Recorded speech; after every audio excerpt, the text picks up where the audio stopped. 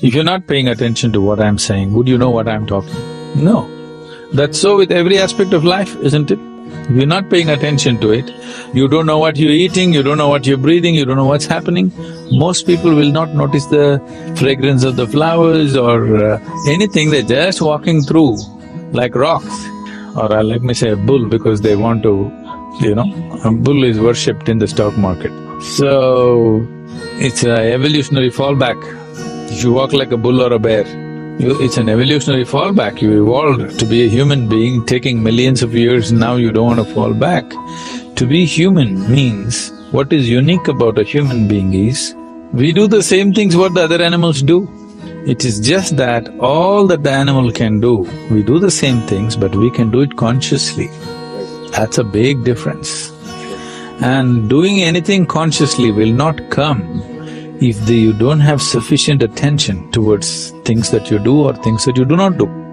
Especially things that you do not do, you must have absolute attention towards those, otherwise they'll creep into you.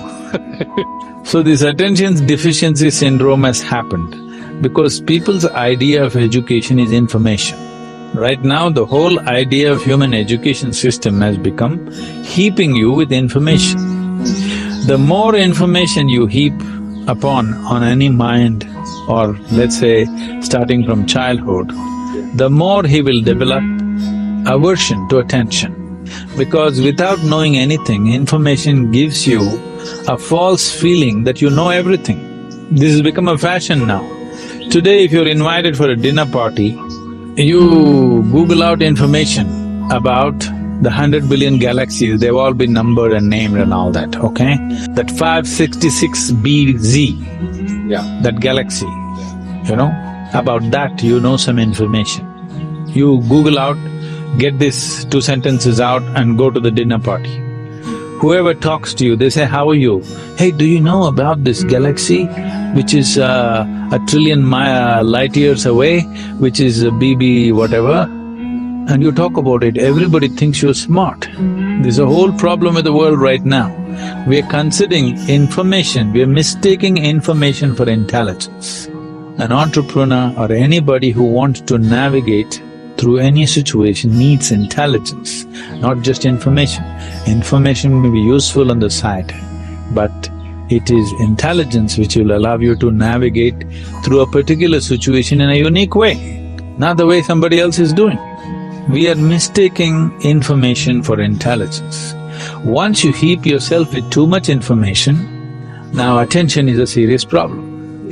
Once you have no attention, once you have no ability to hold your attention, you have lost your ability to access your intelligence also. You will just churn out the information from memory. Human ability, there's something called as chitta. There's a different… see, in English language, mind is mind. Largely you're considering the memory part of your mind as mind. In the yogic system, there are 4 main aspects of the mind. I'll not go into the detail, but the memory part of the mind is of least importance. It's the chitta, which is connected with the consciousness, which is most important. If you find a shape for your chitta, that shape will manifest always, because it's empowered by life-making material which for lack of words we're using the word consciousness. That which is the basis of life.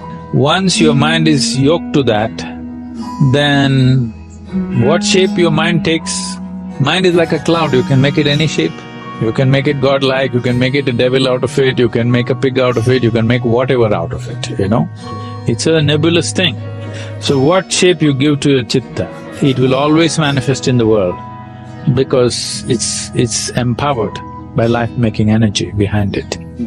So that is the most important aspect of the mind, not the memory. Memory is important to handle the material aspects. I would like an entrepreneur's life to become an exciting adventure, where his process of exploring new possibilities become truly new possibilities in his experience, not just economic possibilities. And that possibility is there in an entrepreneur's life, that he can turn his entrepreneurship into a spiritual possibility and a spiritual growth, or growth of the being itself, which I feel everybody should explore. That's why we are trying to bring a spiritual element. Success will come easy more than anything, because success will come easy not because of any magic, simply because you function at your full potential.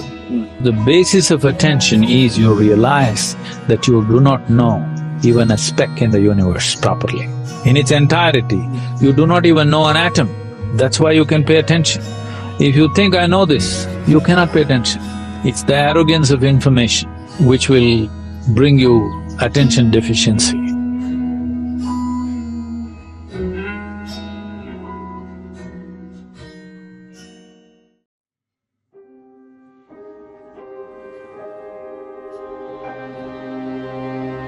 If I ask you, how are you hearing this talk? What would your reply be? You would definitely say, through my ears. What if I say you are wrong? And you are wrong if you think that you hear through your ears. Have you ever thought, what is it that makes hearing possible? It is consciousness. Yes, it's consciousness which makes hearing possible. And it's not only about your ears, it's about all the sense organs. All your sense organs, eyes, ears, nose, tongue and skin, they are all mere instruments. It's consciousness which functions through these instruments. It's consciousness which makes hearing possible. It's consciousness alone which makes seeing possible. It's consciousness alone which makes touch, smell, taste possible. Now, those who don't agree with me, I would like to refer you to your dream experience. Do you hear in dreams? Answer me. How do you hear in dreams without the ears? How do you see the beautiful sights in your dream without the eyes? You see yourself enjoying a sumptuous meal in your dreams. How do you taste without tongue? And don't forget the aroma of that sumptuous meal. How do you smell that aroma without the olfactory cells of your nose? Think over this, ponder over this, and you will realize that it's consciousness alone which makes it possible. You cannot know consciousness as an object. Many people ask, how can we know consciousness? You can never know consciousness as you know the things of this world. Because consciousness is the subject, it is the eternal subject. It is who you are in your essence. And how can the subject become the object? The things that we know in this world are all objects. That's what scientists do in their labs. They study objects and come to conclusions. But they cannot study consciousness in their labs. It's impossible. You cannot objectify the subject. You can only experience it as yourself, because that's what you truly are beyond this body-mind complex. Consciousness can never be defined. It can only be experienced. The scriptures, though, make the attempt to define consciousness, but they also define it in negative terms. Positively, nothing can be said about this. They define consciousness as not this consciousness. Let me explain what they really mean by it. Anything that you can call as this cannot be the consciousness. Now let us apply this principle, this definition of consciousness. This laptop, this smartphone, this tree, this book, and you can use this with everything in this world, right? You can use it for the whole universe. So we can say that all this cannot be consciousness. Now apply this to your body-mind complex. This body, this mind, this thought, this emotion. And when you apply this to this body-mind complex, what are you actually doing? You are objectifying it, which means you can see this body-mind complex as the object. But who sees this object? That is the real you, the consciousness, which can never be objectified.